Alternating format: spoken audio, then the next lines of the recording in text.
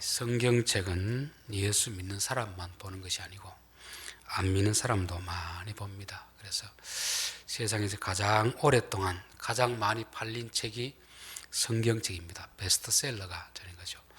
그런데 예수 믿는 사람이 성경을 볼 때와 안 믿는 사람이 성경을 볼 때는 분명히 달라야 됩니다. 안 믿는 사람은 성경의 피상적인 눈에 드러난 그런 면만을 교훈으로 삼는다고 한다면, 예수 믿는 사람은 그 피상적 측면 밑에 있는 하나님의 마음을 볼 수 있는 그런 눈을 가지고 봐야 될 줄 믿습니다. 구약 성경을 유대인들도 보고 기독교인들도 보는데, 유대인들과 기독교인의 차이는 하나입니다. 구약에서 예수님을 보느냐 못 보느냐, 그 차이입니다. 유대인들은 구약 성경에서 예수님을 보지 못하고, 기독교인들은 구약 성경 속에서도 역사하고 있는 예수님을 보는 그 차이입니다. 잠언도 마찬가지입니다. 세상 사람들이 보는 잠언과 성도들이 보는 잠언은 틀립니다. 세상 사람들은 잠언을 통해서 살아가면서 어떤 윤리적인 도덕적인 교훈을 얻고 또 성공하는 그런 교훈을 얻지만, 우리는 잠언을 통해서도 예수님을 봐야 됩니다. 잠언이 말하는 지혜는 단순히 세상적으로 똑똑한 어떤 그런 것이 아니고 지혜의 근원이 되신 예수님을 말씀하고 있습니다. 그래서 지혜라고 한다면 세상 사람들은 어떤 똑똑한 특별한 비법 이런 걸 생각하지만, 우리는 지혜의 근원 되신 예수님을 봐야 됩니다. 오늘 나오는 내용도 그 중에 하나입니다. 게으른 자여 계ემ에게 가서 그가 하는 것을 보고 지혜를 얻으라, 이렇게 할 때 여기 게으르다 하는 말도 우리 안 믿는 사람들이 이해하는 그 게으름하고 성경이 말하는 게으름하고는 같은 점도 있고 조금 다른 점도 있습니다. 일반적으로 게으르다고 하는 것은 마땅히 자기가 해야 될 일을 하지 않을 때 우리는 그 사람을 게으르다고 합니다. 부지런하다 하는 것도 자기 일을 잘 감당하는 사람을 부지런하다고 합니다. 물론 영적인 의미에서도 그것이 어느 정도 비슷한 개념은 있지만, 성경이 말하는 개념은 그 이상을 뛰어넘는 그런 것이 있습니다. 예수님이 바리새인들에게 너희들이 소경이 되었더라면 좋았을 것을 소경이 아니라고 하니까 죄가 있다고 했습니다. 그때 바리새인들이 이 사람이 무슨 소리 하는가? 우리가 두 눈이 멀쩡히 뜨고 잘 보고 있는데 왜 우리에게 소경이라고 하는가? 그런 이야기를 했습니다. 그들에게 하는 말은 육신적인 소경을 말하지 않습니다. 그들의 영적인 눈이 감겨서 그들 앞에 있는 예수님을 메시아로 보지 못하는 그 소경을 말하고 있습니다. 제자들에게도 바리새인들과 사두개인의 누룩을 조심하라 하니까 제자들은 우리가 떡을 안 가지고 와서 예수님 이런 이야기 하나 생각을 했습니다. 그때 예수님은 너희들이 나와 이렇게 오래 있었는데 아직도 내가 하는 말이 떡에 대한 이야기가 아닌 것을 알지 못하느냐. 예수님은 떡 이야기를 하고 소경 이야기를 하지만 사실은 그 깊은 다른 의미가 있다는 것을 말씀하고 있습니다. 예수님 여러 가지 비유를 하시면서 씨 뿌리냐는 비유를 했습니다. 그것은 농사 비법을 가르쳐 주기 위해서 그렇게 하신 말씀이 아닙니다. 농사 짓는 사람들에게 어떻게 우리 마음속에서 하나님의 나라가 시작되는가, 확장되는가, 그것을 가르쳐 주기 위해서 말씀하신 것입니다. 여기서도 게으른 자여 이렇게 할 때 단순히 우리가 생각하는 게으른 그런 사람을 말하는 것이 아니고 성경이 말하는 게으른 그런 의미가 있습니다. 자, 마태복음 25장에 보면 달란트 비유가 나옵니다. 그 5달란트, 2달란트, 1달란트 받은 사람들이 이야기 나오는데, 5달란트, 2달란트 받은 사람에게는 착하고 충성된 종아 이렇게 말씀하고 있고, 1달란트 받은 사람에게는 악하고 게으른 종아 이렇게 했습니다. 여기서 게으르다는 것은 이 사람이 오늘 우리가 말하는 그런 게으름이 아닙니다. 이 사람이 자기 일을 하지 않았다는 그런 기록도 없고, 그 사람은 자기 일은 나름대로는 잘했습니다.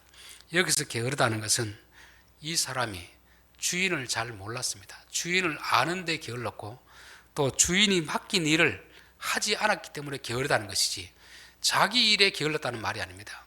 우리가 천성적으로 보면 사람이 부지런한 사람이 있고 게으른 사람이 있습니다. 그런데 아무리 부지런한 사람도 자기가 관심 있는 일은 부지런하지만 자기가 관심이 없는 일에는 부지런하지 않습니다. 아무리 게으른 사람도 자기가 유익된 일에는 열심을 부리는 것입니다. 자, 성경이 말하는 게으르다 하는 것은 대상이 누구에 대한 것이냐. 그래서 게으르다, 부지런하다고 말하지 않고 게으른 종아, 충성된 종아 이렇게 구분하고 있습니다.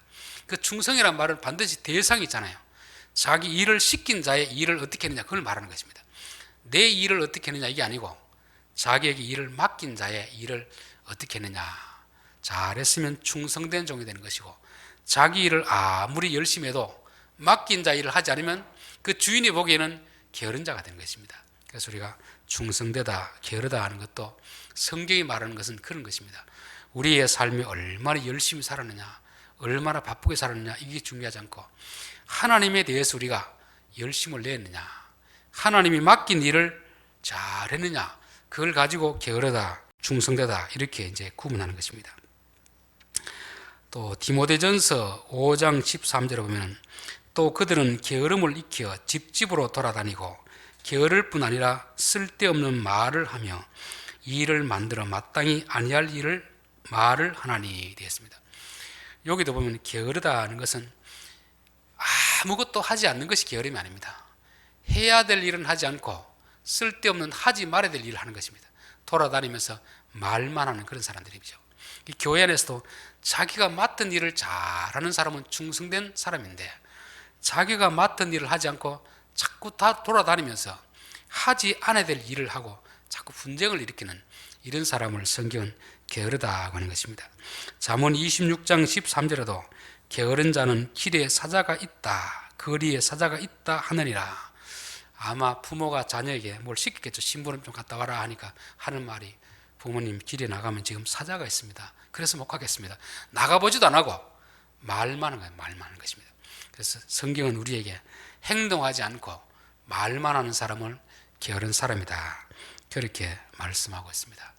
예수 믿는 사람이 참 설교를 많이 듣기 때문에 말은 잘합니다. 그런데 저는 말도 잘해야 되지만 행동이 따라야 될 줄 믿습니다. 우리가 들어서는 안 되는 이야기 중 하나가 뭐냐면 저 예수제이들은 말만 잘한다 이런 이야기 들으면 안 됩니다. 말도 잘해야 되지만 행동이 따라가야 됩니다. 행동은 따라가지 않고 말만 하는 것은 성경은 우리에게 게으르다 그렇게 하는 것입니다. 오늘 6장으로만 보면 오늘 앞에 6장 1절부터 5절까지가 경솔한 보증, 잘못 보증을 쓴 것에 대한 경고가 나오고 오늘 6절부터 11절까지가 게으른 자가 나오고 또 12절부터 나오면 악한 자가 나옵니다.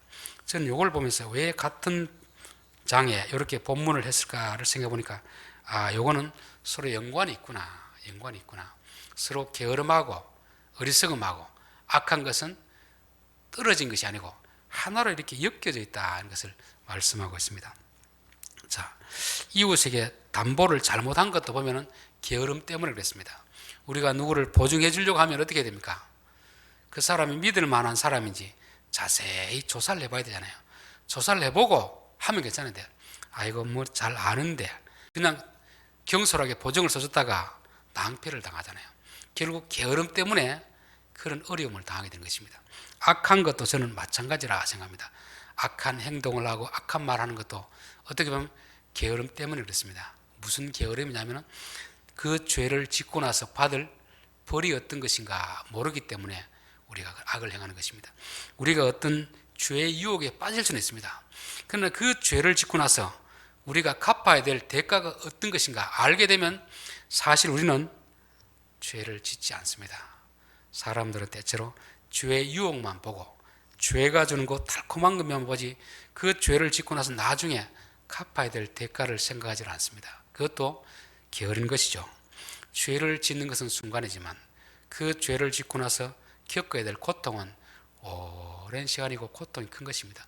그것을 알게 되면 결코 죄를 지을 수 없는 것입니다. 그래서 악을 행하고 죄를 짓는 것도 게으르기 때문에 그렇고 또 이웃에게 잘못 보증을 줘서 많은 고생을 하는 것도 어쩌면 게으르기 때문에 그렇습니다. 그래서 성경은 하나님에 대해서 알려고 하지 않는 이것을 게으르다 그렇게 말씀하고 있습니다. 자, 그런 자들에게 게으른 자여 개미에게로 갔어요. 그가 하는 것을 보고 지혜를 얻으라. 적어도 우리 만물의 영장인 인간 같으면 하나님께 와서 지혜를 얻으라고 해야 될 것 같은데 계미에게 가서 지혜를 얻으라고 하는 것입니다. 자존심 상하는 일 아닙니까? 계미는 아주 조그만 그런 존재인데 어떻게 만물의 영장인 인간에게 계미에게서 배우라 하는가? 하나님은 겸손하지 않으면 하나님 주신 지혜를 배울 수 없도록 그렇게 구조적으로 만들어 놨습니다. 예수님의 제자들이 천국에서 누가 크냐 서로 다툼이 일어났습니다. 자기들 나름대로 이 사람이 크다, 저 사람이 크다, 뭐 나이가 많은 사람이 연장자가 큰 자가 아니냐, 실력 있는 사람이 큰 자가 아니냐, 오래 예수 믿은 사람이 큰 자가 아니냐, 여러 가지 기준을 내세웠을 때 예수님은 어린아이를 딱 앞에 세워놓고 너희들이 어린아이처럼 되지 않으면 천국에 들어가지 못하고 천국에서는 어린아이가 제일 큰 자이다, 겸손한 자가 제일 큰 자이다, 그렇게 가르쳐 주는 것입니다. 제자들이 참 자존심 상했을 거 아닙니까? 적어도 큰 자가 누구냐고 하면 그 로마의 황제라든지 아니면 종교 지도자라든지 이런 자를 데려다 놓고 이런 사람이 크다고 해야 될 텐데 가장 무시당하는 힘이 없는 연약한 어린아이를 두고 나서 이런 자가 큰다라고 교훈하는 것입니다. 그래서 하나님 나라의 지혜를 깨닫기 위해서는 교만하면 결코 깨달을 수가 없습니다. 저는 유대인들이 왜 예수님을 메시아로 믿지 않고 십자가에 못 박았을까?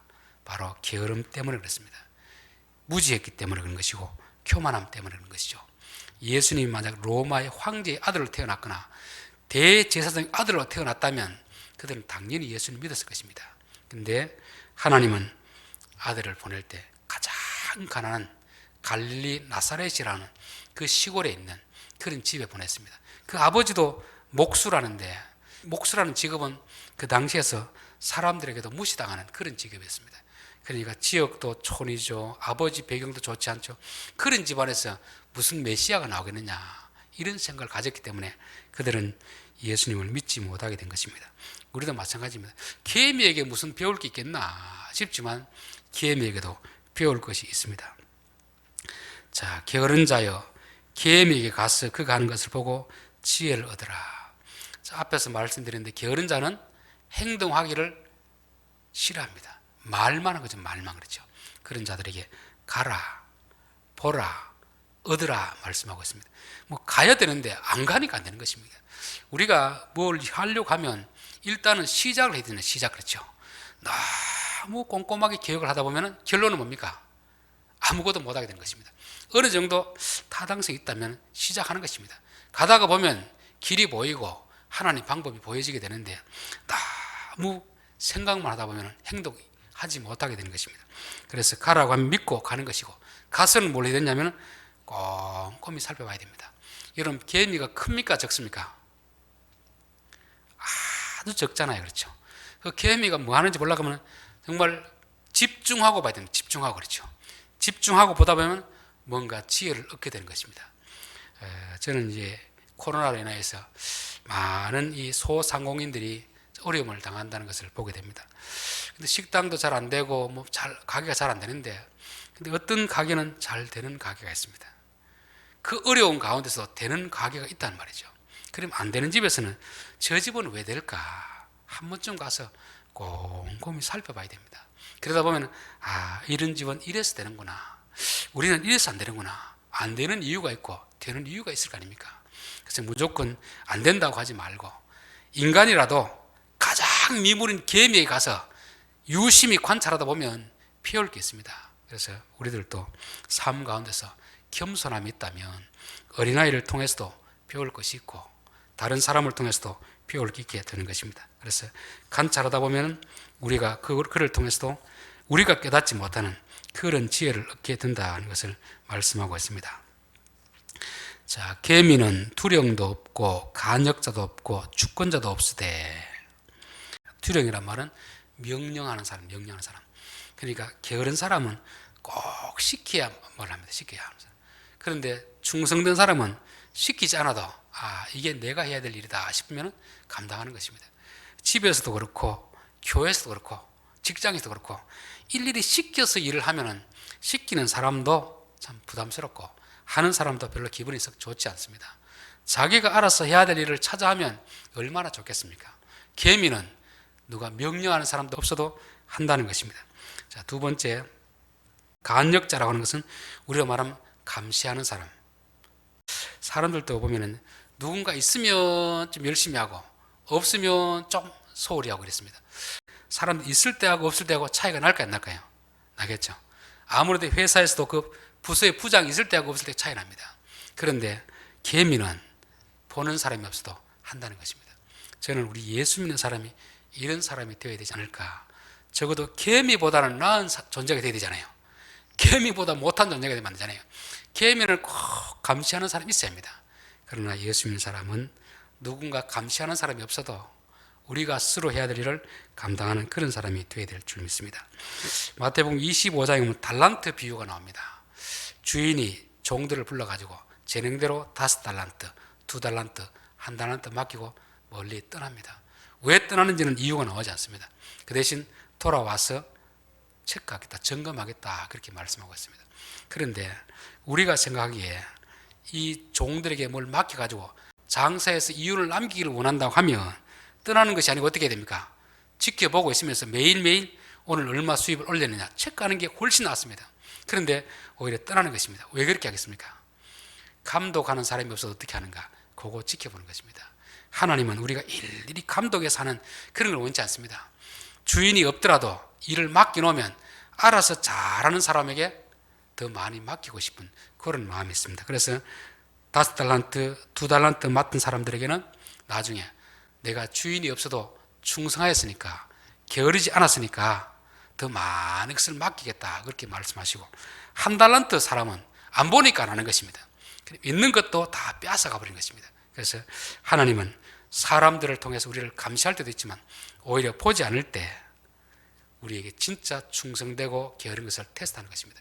직장에서도 상사가 있을 때보다 없을 때 더 잘해야 됩니다. 그래야 진짜 인정을 받게 되는 것을 말씀하는 거죠. 자, 주권자가 없다는 말은 통치자. 다 같은 비슷한 내용인데 제일 우두머리, 제일 위에 사람이 없어도 알아서 하는 것을 말씀하고 있습니다. 자, 개미는 이런 존재가 없어도 알아서 다 하는 것입니다. 먹을 것을 여름 동안에 예비하며 추수 때 양식을 모으느니라. 저는 개미가 시계도 없고 개미에게 어떤 온도 센서가 있는 것도 아니고 어떻게 그 모을 때 추수할 때를 하는가 너무 신기하지 않습니까? 그럼 왜 이렇게 그 작은 개미가 그걸 다 분별하겠습니까? 하나님이 그 DNA 속에 심어 넣어준 거죠. 그렇죠?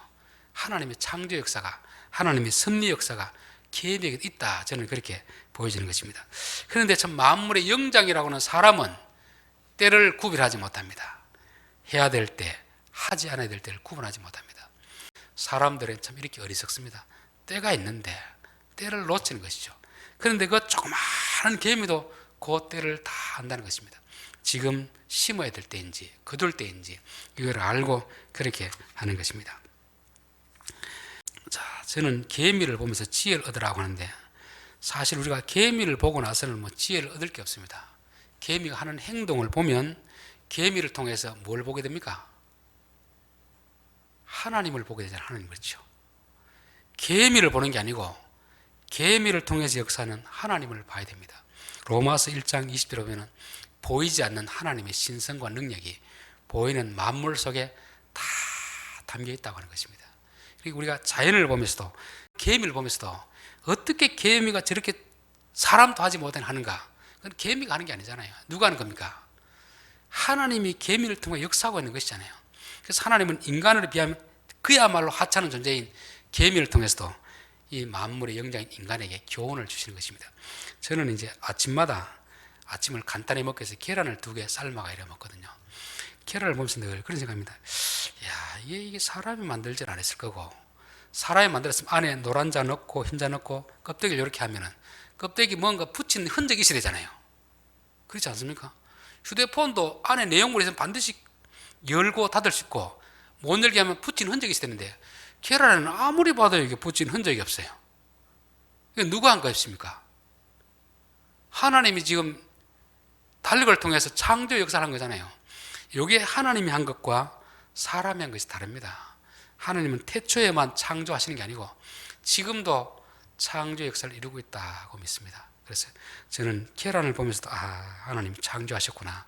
사람이 만들면 분명히 껍질에 뭔가 이게 붙인 흔적이 있었는데 아무리 봐도 붙인 흔적이 없는 걸 봤을 때는 이거는 사람이 한 게 아니고 닭이 저절로 한 게 아니고 닭 속에서 하나님이 하신구나. 저는 그렇게 느끼게 되는 것입니다. 그래서 우리가 개미를 보면서도 하나님의 창조의 능력을 봐야 되고, 자연을 보면서도 하나님의 지혜를 볼 수 있어야 되는 것입니다. 게으른 자여, 내가 어느 때까지 눕겠느냐? 내가 어느 때까지 잠이 깨어 일어나겠느냐? 좀 더 자자, 좀 더 졸자, 손을 모으고 좀 더 눕자 하니 되잖아요. 앞에서도 없고 여기도 좀 더. 이게 히브리인이 강조할 때 반복하는 반복. 3번 반복이라는 것은 완전한 수입니다. 완전한 수. 조금 이렇게 하는 거잖아요.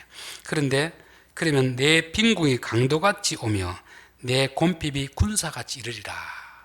이 강도나 군사는 우리의 모든 것을 빼앗아가는 것입니다. 치명적인 건 그렇죠. 조금 일부를 잃는 게 아니고 모든 것을 잃게 되는 것이 바로 강도고 군사입니다. 근데 그 시작은 어디서 시작되느냐? 조금입니다. 조금. 한꺼번에 우리가 많이 어떤 변화가 일어나면 아는데 조금씩 일어나는 변화는 잘 모릅니다. 우리 속담에 티끌모아 태산이라. 티끌모아. 조금 그 먼지 같은 거 모은다고 언제 모으겠나 싶은데 그것도 계속 반복되면 나중에 태산이 되잖아요. 부정적인 속담은 뭐였냐면은 바늘 도둑이 소독된다. 아니, 바늘 하나 훔쳤다고 해서 그게 표시가 납니까? 근데 이게 조금씩 모여가 나중에는 소를 훔치는 지경까지 가는 것이잖아요. 우리 몸에 병이 있어도 조금 차도가 나면, 나아지면 소망이 있습니다. 근데 조금 자꾸 나빠지면 절망적이잖아요. 그래서 항상 우리 안에서도 게으름의 모습은 자꾸 줄어들어야 됩니다. 그렇죠? 긍정적이면 조금 늘어나는 게 좋고 그런 것입니다. 체중이 자꾸 늘어나는 사람도 그래도 조금이라도 운동해서 조금이라도 빠지면 어떻습니까? 매일매일 빠지면 소망이 있잖아요. 그런데 안 빠지고 자꾸 늘어나면 절망적이잖아요. 그렇죠? 사실 이 조금이라는 게 별거 아닌 것 같은데 아주 시간이 지나면 위험해지는 걸 말씀하고 있습니다. 그래서 우리 성도들에게는 좋은 쪽으로 조금씩 표시 안 하지만 좋은 부분이 자꾸만 늘어나면 시간이 지나고 나면 나중에 크게 되는 것입니다. 나쁜 습관도 요것쯤이야 그 조금이 나중에 자라면 우리의 모든 것을 빼앗아가는 그런 결론이 되게 되는 것입니다.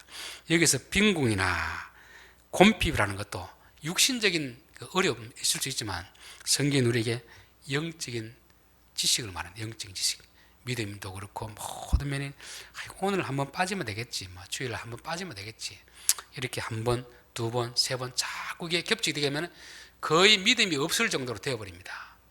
우리가 매일 성경 조금씩 읽는데 이게 도움이 되겠나 싶은데 이게 조금 읽어놓으면 나중에 큰 힘이 되는 것입니다. 그래서 항상 우리에게 일어나는 이 현상이라는 것은 한꺼번에 크게 변화가 일어나지 않습니다. 매일매일 조금씩 하는 그것이 우리에게 유익이 될 수도 있고 우리를 악한 영향을 미칠 수 있는 그런 것이 되는 거죠. 게으름이라는 게 바로 그렇습니다. 그래서 게으른 그런 게 있다면 내가 오늘부터 조금씩 고쳐놔야 되겠다. 조금 더 부지런함으로 조금 한꺼번에 많이 하려고 하면 안 됩니다. 그렇죠? 한꺼번에 많이 하려고 안 되고 조금씩 매일 반복하는 것이 이게 큰 유익이 될 줄 믿습니다. 자, 결론입니다. 오늘 성경이 말하는 게으름과 부지런함이라는 것은 단순히 내가 천성적으로 게으르냐, 천성적으로 부지런하냐 이걸 말하지 않습니다. 하나님에 대해서 어떡하냐. 성경은 우리의 구원을 위한 책이기 때문에 항상 하나님과 연관을 시켜서 봐야 됩니다. 그래서 게으르다, 부지런하다는 것도 하나님의 일에 대해서 우리가 부지런하냐, 게으르냐, 또 하나님을 아는데 게으르냐, 부지런하냐 이거를 적용해야 될 줄 믿습니다. 개미에게 가서 배우라는 것은 겸손하지 않으면 하나님의 지혜는 알지 못합니다. 겸손하면 개미를 통해서도 하나님의 창조 역사를 볼 수 있게 되는 것입니다. 가라, 보라, 얻어라 하는 거잖아요. 우리가 일단 활동해야 됩니다. 말로만 다 하면 안 됩니다. 일단 뭔가 마음먹었으면 시작해야 됩니다. 길이 안 보여도 가다 보면은 하나님께서 귀를 보여주시고 사랑을 붙여주시고 그렇게 하는 것을 경험하게 되는 것입니다. 개미는 이것도 없고 저것도 없고 다 없어도 없다고 핑계대지 말고 하나님은 무에서 유를 창조하신 분이기 때문에 그분이 가면 길이 보여지게 되는 것입니다.